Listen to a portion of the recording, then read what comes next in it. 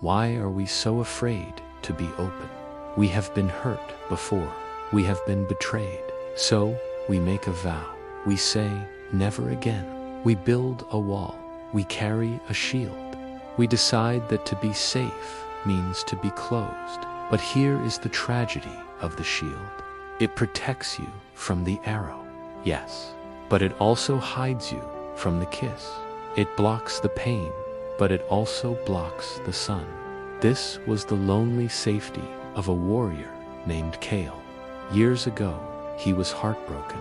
A friend he trusted, a person he loved, had betrayed him in the cruelest way. The wound was deep, and from that day forward, Kael swore an oath to himself. He would never be hurt again. To ensure this, he forged a massive shield of cold, dark iron. It was heavy, a burden to carry, but he held it up constantly, a wall between himself and the world. People would try to talk to him.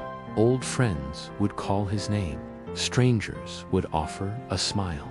But Kael would just hide behind the metal, his knuckles white as he gripped the handle. He was safe. No one could get close enough to hurt him. No one could betray him.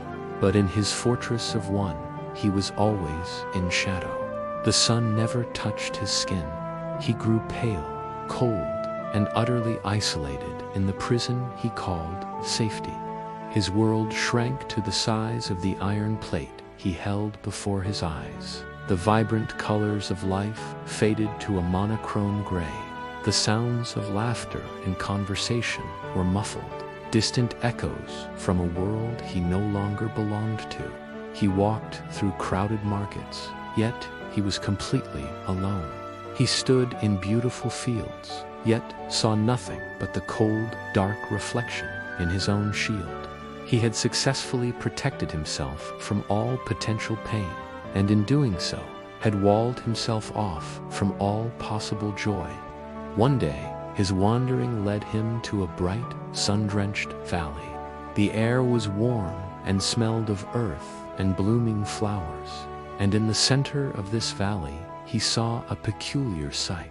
It was a woman, a gardener, surrounded by a riot of colorful blossoms. Her name was Alara. She stood in the open field, her arms spread wide, her face tilted up to the sky, letting the golden sun warm her skin. She had no armor. She wore simple clothes. She looked fragile, unprotected, and yet she radiated a strength he could not understand. She was full of life, her cheeks flushed with warmth, her eyes bright, with a light he had long forgotten. She moved among her flowers with a gentle grace, tending to them with a loving hand. She was the complete opposite of him. Where he was cold, she was warm. Where he was encased in iron, she was open to the breeze. Kael, clutching his shield, felt a strange mix of pity and alarm. He approached her, his heavy footsteps a stark contrast to the quiet hum of the valley. He raised his voice, the sound rusty from disuse. Woman, why do you stand so open? Are you a fool? You are an easy target. The world is dangerous. He positioned his shield as if to protect her. Alara slowly lowered her arms and turned to him.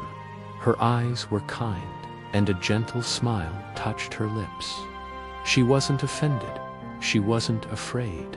The world is dangerous. Yes, she replied, her voice as soft as the petals of her flowers. But it is also beautiful. Kael scoffed, a bitter sound. He hoisted his shield a little higher, the metal glinting. I prefer to be safe. Nothing touches me here. Alara stepped closer. She didn't try to go around his shield. Instead, she reached out and laid her hand flat against the cold, unyielding iron. He flinched at the contact. You are right, Kael, she said softly. Nothing touches you. Her fingers traced the edge of his shield, not the sharpest arrow, not the cruelest word, but also not the wind, not the warmth of the sun, not the hand of a friend. She looked from the cold metal to his face, half hidden in the shadow. Look at your skin. Feel your arms. You are freezing in the middle of this beautiful, warm day. Kael stood silent, the weight of the shield suddenly feeling immense. Her words were not an attack. They were a simple observation, and that made them all the more powerful. Ilara did not move her hand. She deepened the lesson, her voice steady and calm. You think this shield is smart. You think it is a wise protector. But it is not. It is just a filter that blocks everything, the good and the bad, without distinction. It cannot tell the difference between a sword and a hug. To the shield, they are both just things to be stopped. She looked directly into his shadowed eyes. To feel the profound joy of love, you must accept the risk of pain. To feel the gentle comfort of warmth, you must accept the risk of the burn. You are preserving your life, warrior, but you are not living it. You have barricaded yourself in a tomb to avoid the dangers of the world. You are safe, but you are also a prisoner. Her words echoed in the silence. Safe, but a prisoner. Preserving life, but not living it. The phrases struck Kael with the force of a physical blow. He looked from Ilara's glowing face, radiant and alive in the full light of the sun, down to the dark, cold, perfect circle of shadow cast by his own shield on the ground. For the first time, he saw it not as his armor, but as his cage. He saw the years he had spent in that self-made darkness, mistaking isolation for security. He realized his safety was a prison of profound loneliness. The cost of avoiding pain had been the complete and utter loss of all joy. The shield, his constant companion, his only trust, suddenly felt heavier than a mountain. It wasn't protecting him, it was crushing him. Slowly, with a tremor in his arm, Kael began to lower the shield. His muscles screamed in protest, accustomed to the strain of holding it up. His mind screamed in terror, convinced that the moment it was down, 1,000 dangers would rush in. The bottom edge of the iron shield scraped against the dirt. He was so scared. He took a small step to the side, out from behind its shadow. The sunlight hit his face. It was blinding. He squeezed his eyes shut.